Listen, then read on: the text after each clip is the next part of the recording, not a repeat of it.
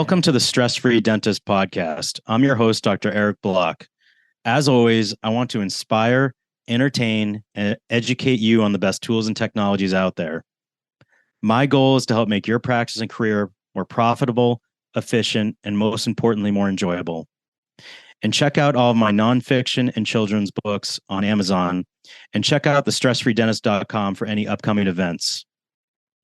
And if you're feeling you're a dental professional that's burnt out, or you just feel stuck or want to get to that next level, visit the International Academy of Dental Life Coaches, or www.iadlc.com, and we'll get you matched up with a life coach that understands dentistry. I also wanted to thank our amazing sponsor, Equa Marketing. They have helped me and my practice over the years to improve with SEO and website performance. And to find out how you can make your practice dominate in your area, go to www.equa.com/MSMSFD to book your complimentary meeting. Again, that's www.ekwa.com/MSMSFD. Hey, everyone. Welcome back to another episode. And I am joined by a recurring guest, a good friend, and someone I just love chatting with, Dr. Alan Stern. How you doing today, buddy? Eric, I'm doing great, and it's really nice to be with you. Any excuse to sit down and chat with you anytime is fine with me. Yeah, we've gotten to know each other, and you've got a great story, and you've even created a whole second career for yourself.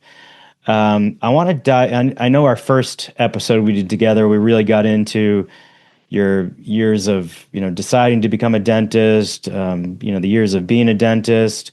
But then you recently sold your practice and created a whole second career as a speaker and coach. And I want to get into all that. But just tell me, what was the whole process like when you were selling your dental office? As I told you offline, it was a two-way journey to hell and back. It was a difficult process. And you and I both know, and I'm not sure we want to mention it, but a dear friend was brokering the practice, and that was just fine. In fact, our friendship was solidified and deepened during the process.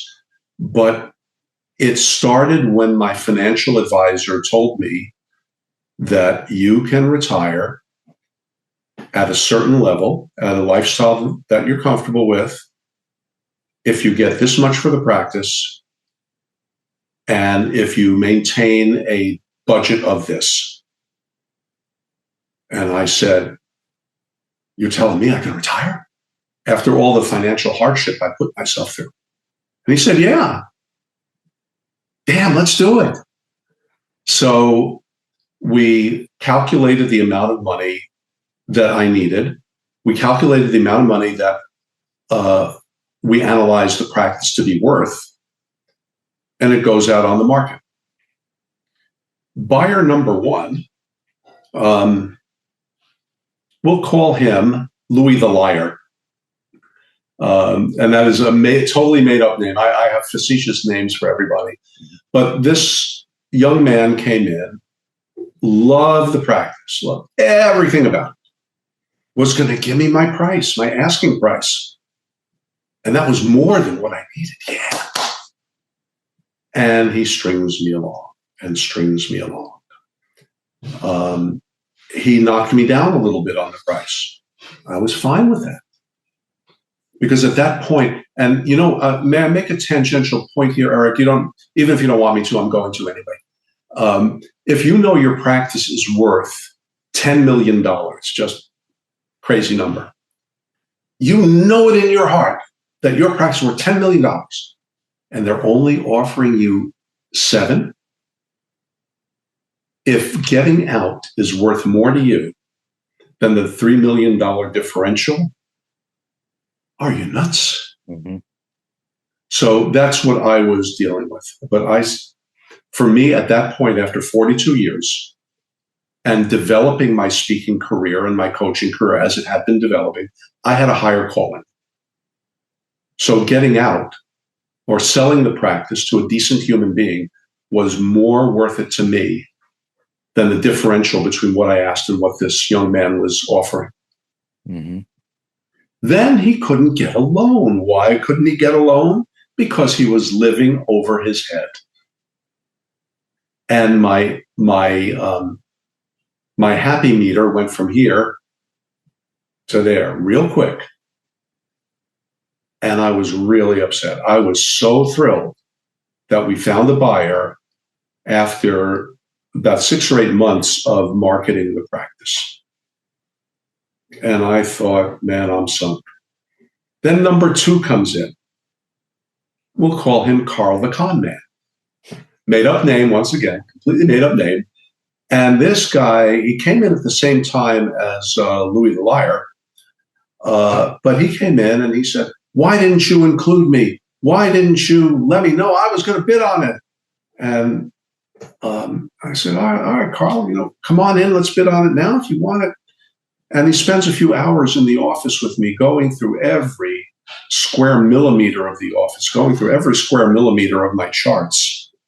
And months go by, emails, text messages. Sorry, don't want it. He wanted an exclusive. He wanted a first right. Several more buyers came and went with the illusion that they were going to buy, and all of a sudden pulling out or throwing conditions on there that were impossible. And Eric, I don't have to tell you what burnout is. I was running on vapors at that point. I love my patients. I liked the work I was doing. But when the first buyer came, I had already retired in my mind. Mm-hmm. And I really was running on empty. And it took 2 years. And I had to coach myself and let myself know that I'm doing special work here. This is all right. In the office, out of the office, here at my desk, I'm doing okay. And I had to really focus on the work and not on the life. That sustained me. And in that process, by the way, they kept telling me, got to jack up the value of practice, get your numbers up. I did everything I could, but my numbers were my numbers. So I hired an associate. I hired an associate for the right reason, so that I could get out of the office and be at home and do this work. Mm-hmm. And my associate was a lovely lady, and she did a great job. And finally, I had 2 buyers come along, Eric. 2 buyers at the same time. And at that point, we had reduced our price to what was less than what I wanted, but more than what I needed. Mm-hmm. No, less than the 10 million. It was only at a 7 million. I'm being totally facetious. 2 buyers came in. And here's a really cool story. I took the lower bid. What are you, nuts, Alan? No, I took the bid from a guy who I thought would be better for my patients, and very frankly, who would aggravate me less in the process, because I trusted my gut. And for a little bit less, I got a little bit less agita. Mm-hmm. And that was worth it to me. I had the lifestyle I wanted. I know I would have more with the work I'm doing now, because this is not stopping. And so I wanted the smoothest, least stomach lining irritating path out. Wasn't worth a little bit of extra money to be irritated.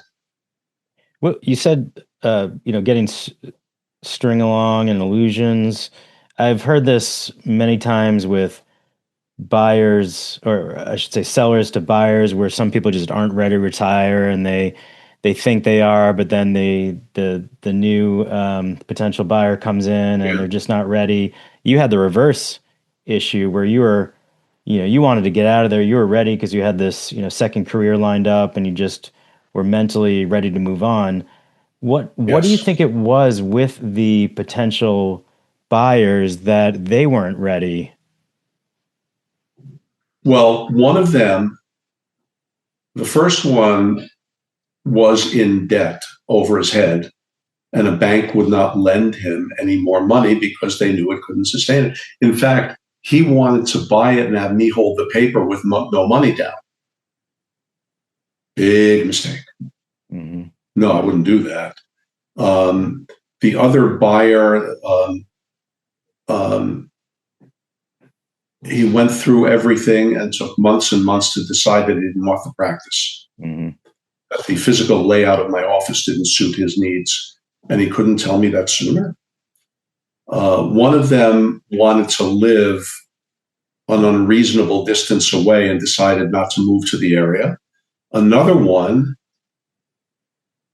wanted to sign a firm letter of intent, but didn't have a license to practice yet and needed to go through more to get that license than just some paperwork.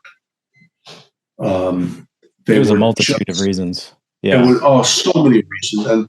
And, to the other side of that, Eric, I'm working with young dentists now who want to buy a practice and are facing the situation that you talked about, mm-hmm. that older docs, if you're not ready to retire, don't. Or if you want to stop dentistry, and if you sell the practice, you will wind up without an identity or without a purpose in life. Find another person. Our dear friend Laura Brenner, a co-founder of International Academy of Dental Life Coaches, specializes in counseling dentists to go out, branch out, and do other things. But please, again, tangential to our conversation, I've seen dentists go from a very active, intense practice to nothing and die, mm-hmm. or go the dementia route, God forbid. So always look and project your life based on what you want and who you are. Mm-hmm. Live who you are. If you think you're going to sit around on a porch on a rocking chair, it may not work. I'm blessed. I found a great purpose. And your purpose doesn't have to be mine. It could be babysitting your grandchildren, whatever it is. Make sure you have something meaningful to do.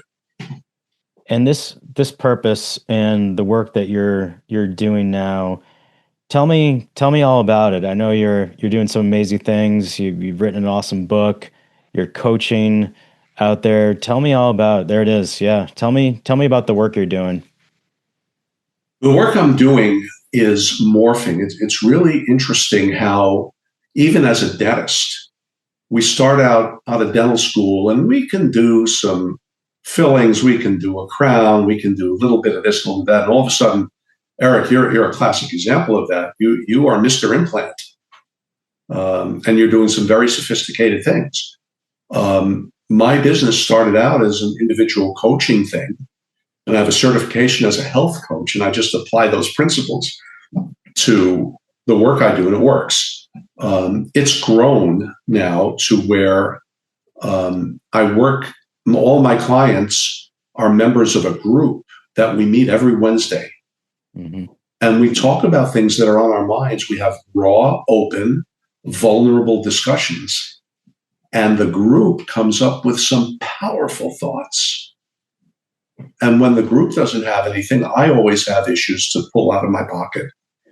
And we talk about them. And every Wednesday night, every one of us comes out energized and really more dedicated and more fired up about being a dental practitioner. And my speaking now, my talks, the one missing ingredient that's going to turn into the two missing ingredients is catching fire. I have a talk, Eric, called WTF. Typical Jersey guy, words to flourish, words to flounder. Mm-hmm. And the new one I'm developing is called GTFO. Typical New Jersey, get the facts out before you react to anything. Mm-hmm.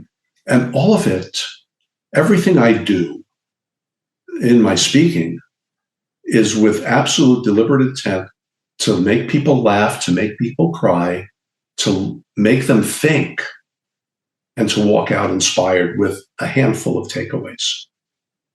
It is my absolute intent to bring courage, humility, humanity, and humor into the lives of dentists because we need that. Your career, man, your career, I envy. You have great joy. You have the stress-free dentist. I know you're not stress-free, but you've taken steps to really minimize the aggravation that we must go through. We need to laugh. We need to embrace the fact that we do sacred work, that a class 1 composite changes a life, whether a patient knows it or not. We got to know it. Now, so that's the long-winded answer to your brief question, sir. Your group, do you also meet with, are these all dentists that you meet with, men, women, they're all dental practitioners? All dental practitioners, all genders, all ages. They're not just young. I mean, they're young and they're younger. They're all younger than me. And we have guests. I know at some point there's going to be a stress-free dental podcaster coming into my group because I'm going to volunteer him to do it. And we exchange ideas amongst each other.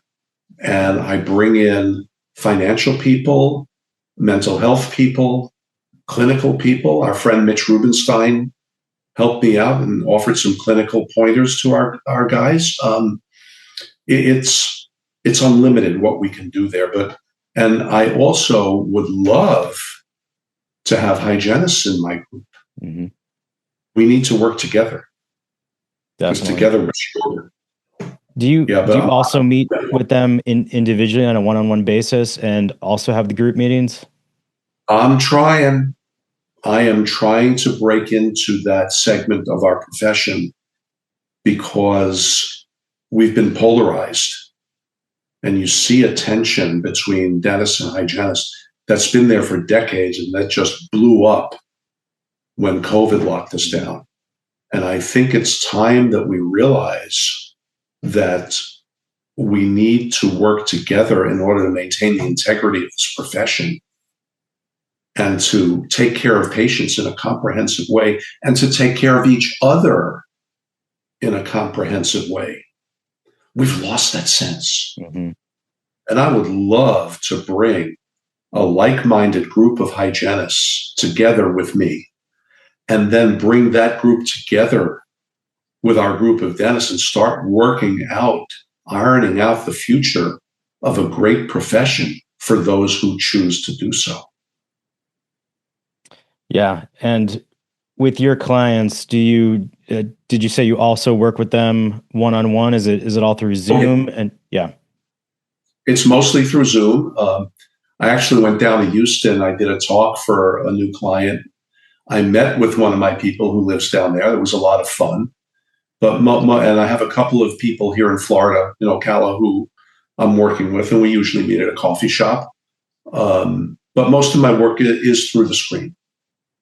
Yeah. And what are you finding out there? It's the biggest challenges for dentists. Oh, the word burnout, I think it's used a little too often. I can say with accuracy and with honesty that after 42 years and having thought I sold my practice, that was burnout. Mm-hmm. But I think we're talking about fatigue here in many cases. And I think we're talking about loss of purpose, loss of the why, and getting caught up in the day-to-day nonsense rather than stepping back from an occasion and seeing it from a 30,000-foot view, that we do sacred work in the world. And what we do is special. So I think that's a problem. I think our younger folks, and many of us are being called the dirtiest, filthiest, most vulgar, disgusting word in the English language. And I'm from New Jersey, so I know a lot of bad words. And I usually use them about the Red Sox and the Astros. but the word that we must never allow to permeate our souls is provider. We have internet service providers, Eric. We have cell phone providers. We have cable company providers. I went to a Phillies game with Brandon Hill and Paul Goodman and those guys, And up on the board was the official billboard announcement provider for the Philadelphia Phillies. Eric, you and I went to school for 4 years past college. We have invested how much in our continuing ed? We take how much responsibility for the well-being of others? Do we really want to be lumped into that same category? I'm not saying that a cell phone provider and an internet and a Phillies billboard announcement provider don't do something that is worth an exchange of money. That is true. But what we do is dramatically more than that. And what I tell my clients to do, if they're working for DSO and a manager says, Dr. Block, you are one of our better providers, get angry back here, filter it. Look at that camera. I swear, Eric, this camera is going to be the end of me. Watch this. I'm a loser. I'm a loser, Eric. Come on, camera. It's going to zoom back there. Thank you. I talk with my hands. There must be some inner Italian in me that's doing that. But I would like you listeners out there, if somebody calls you a provider and you have to answer to them, thank you for that compliment. I see myself as a very good practitioner. Or I see myself as a very good clinician, or a very good doctor, or a very good healer. Please, one of the antidotes to burnout, get that damn word out of your vocabulary. The other thing I see, and we see it all the time, Eric, you and I, on the Facebook sites that we troll, the comparison trap and the perfection trap. It's horrible. When I was a young associate, when I first got out of residency and went to work for a guy, I'd go to a dental society meeting, and here's what I would hear, not necessarily what was said, but I would hear, gee, I did 5 roundhouse bridges this week in 3 days, in 15 minutes. And I don't know which vacation home I'm gonna go to this week. Or my car ran out of gas, I've got to throw it away. Or my wife's 12-carat diamond is just not good enough. I don't know what I'm gonna do.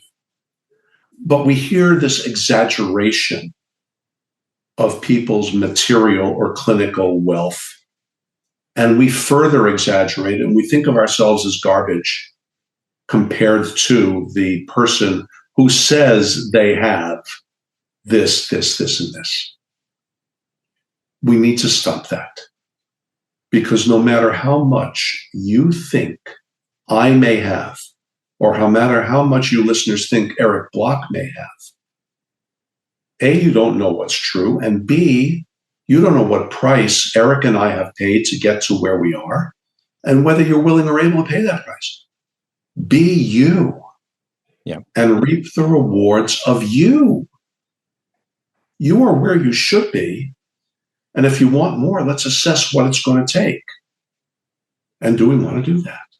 I can't tell you how many CE courses I went to where I would compare myself to the presenter, and I would walk out of there feeling horrible because I'm comparing myself to someone else. And in reality, they're probably showing their best work, and we really don't know, what's going on behind the scenes. And then you also, I have one practice. I know a lot of dentists out there compare themselves, and other people have multiple practices, and they think I need to have 2 practices or 3 practices. And, that may not be for you. Just focus on you. I totally agree. Yeah. I actually tried that. That's something I actually tried opening up a satellite within a friend of mine's office. I don't think that lasted 6 months. Mm-hmm. It just isn't me. Scale yourself to yourself. Don't scale yourself to somebody else. Level up the game to what you want, what you're good at, what you enjoy doing. Yeah, I also found there's certain groups and that I would meet up with, and everyone was, pretending that everything was amazing and their lives were perfect. And I would ask 3 questions. I'd say, "Hey, how's it going?" And they'd say, "Oh man, everything's great. Everything's, can't be happier. Everything's great." And I'd say the second question, "How's everything going?" And be like, "Oh, good, man. Everything's good."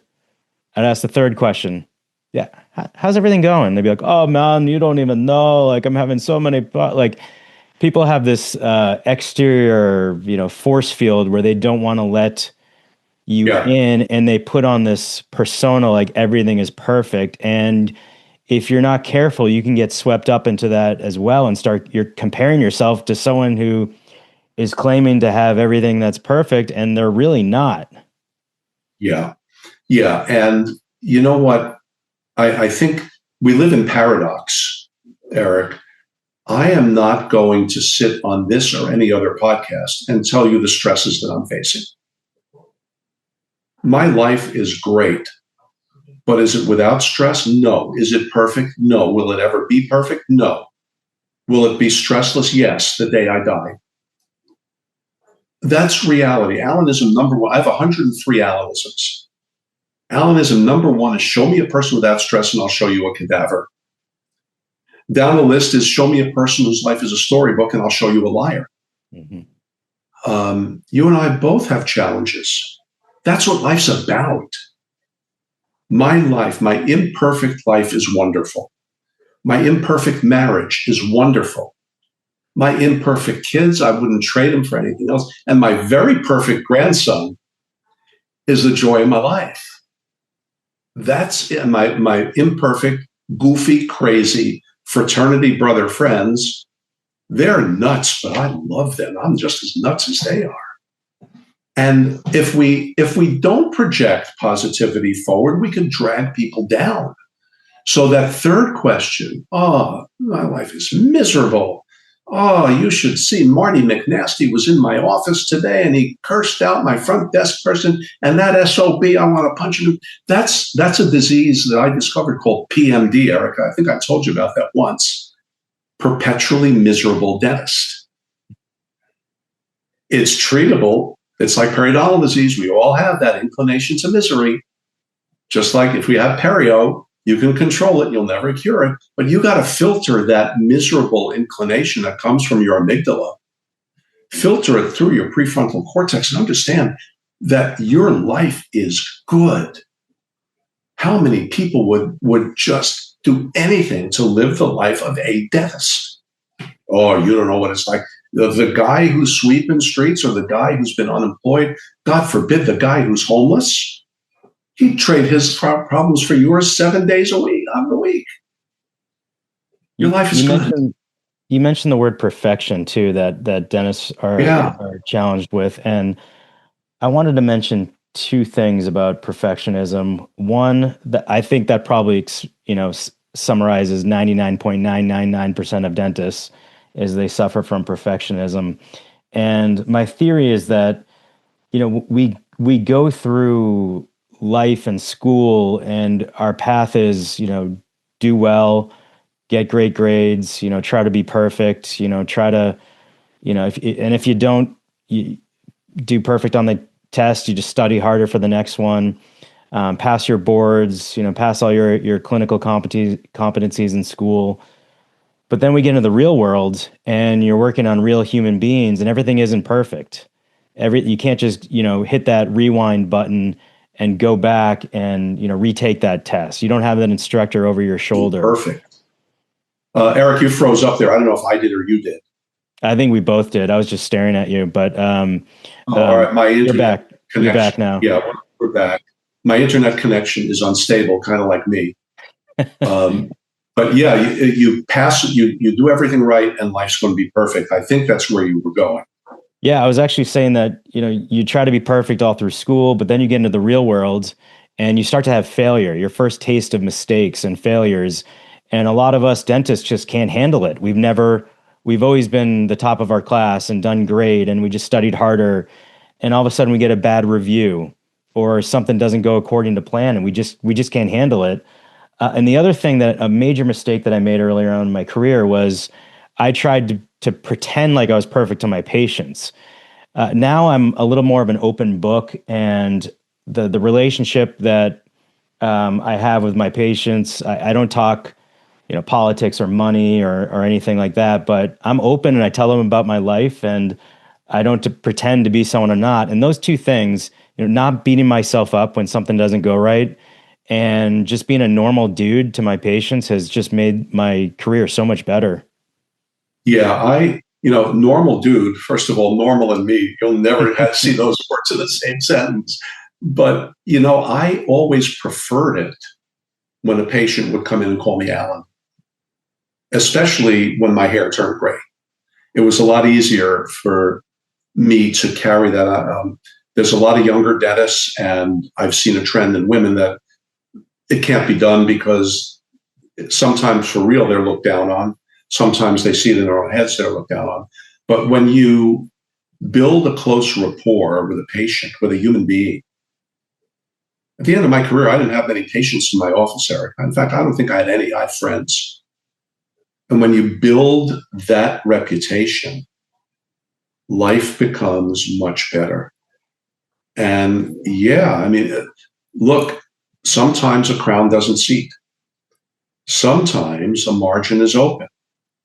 And when you have that rapport, it's so easy to say, hey, John, listen, I'm seeing a little opening here, and this is not what I want for you.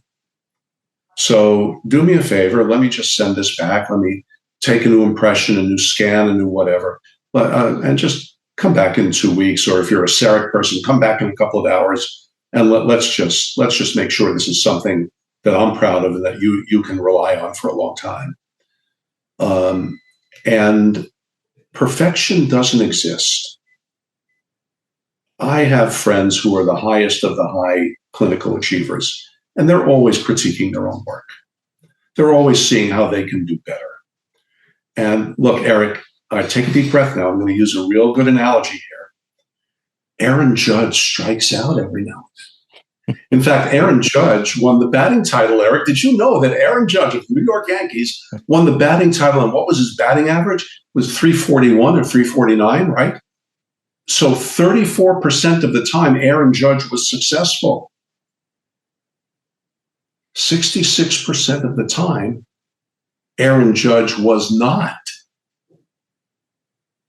Come on, Aaron Judge is a slam dunk Hall of Famer. So is Derek Jeter. Mariano Rivera. Mariano Rivera blew a save every now and then. First ballot Hall of Fame. So we are human. And even in the era of robotics, it's a human being that's planning out the robot. You are going to make mistakes. Especially when you're young, right? When yeah. I've talked to so many dentists that they're 1, 2, 3 years out, and they just are not happy because this is not the career they expected. And I tell them to keep on with your baseball analogies that the first few years are like the minor leagues. You're gonna suck, and that's okay. You got to hone your skills. You got to hone the way you talk to people and how you become a leader. We weren't taught any of that. It doesn't happen overnight. It's going to take a while. Yeah. And, we have to realize also, very important, the consequences of our mistakes. Almost everything we do, with rare glaring exception, is fixable. You can replace the crown that you x-ray 6 months later and you see an open margin. You can redo an endo, or God forbid, refer to an endodontist. Most everything we do is correctable. So you're not, with rare exception, it does happen, but it happens anywhere. Imagine our medical colleagues, how they have to learn to live with imperfection. It's going to happen. And what I learned is really cool. A mistake, split that word into two. A mistake, like in a movie. Eric Block and Alan Stern podcast. Take one. Oh no, I didn't like that. Let's do this. Let's do this scene again. Take two. That is exactly what a mistake is in dentistry. It's a mistake. So if you thought you got the perfect scan, and if you thought you got that well-seated mesial and distal margins, well sealed, and 6 months later you x-ray it, if you don't x-ray it on the spot, it's a mistake. We'll make good on it. What am I going to learn from this? Oh, I don't know. Well, take it to somebody. Take it to your local study club. Take it to a mentor. take it to somebody who's more experienced and say, hey, would you look at my crappy prep here and show me what to do? And don't be afraid of being critiqued by the right person, because the right mentor is going to say, well, I use this burr, or I use this technique here, or I make sure that I have this before I do that. There are guys like you and me out there who do that for people. There's lots, and there's Seattle study clubs that are great sources of peer-to-peer clinical support. Don't be afraid to show your humanity. You mentioned our medical colleagues, what they must go through when, they have to tell loved ones that their patient passed away, or our veterinarian colleagues, they have to tell, little Susie that Fluffy, is going to have to be put down. For us, sorry, Judy, you're going to have to lose that tooth. It's not fun, giving someone bad news, but it could be, it could be a lot worse and a lot harder. So, and most of it we can correct. Correctable. Exactly. Yeah. Yeah. And now tell me, I want to end up on, I could talk to you for hours. And I want to wrap up with two final questions. Number one is, how do we find out more about what you're up to? And you can leave a website, phone number, email, whatever you want to leave. And then the final question, what advice would you give to the young dental professionals out there? All right. If you would like to get together with me, if you want to learn more, Alan, ALAN, at betterricherstronger.com. Notice it's not best, richest, and strongest. I'm better, richer, and stronger than I ever was. I have a Facebook group of that name. Please hop on.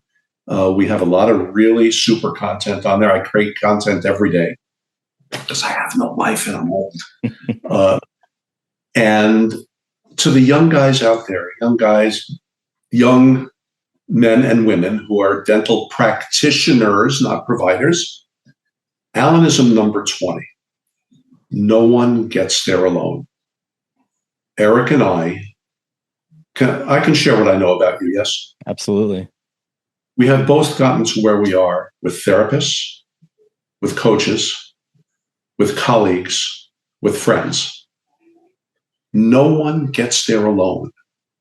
The best actors, the best athletes, the slimiest politicians, the best leaders that we have, all have coaches, handlers, and advisors.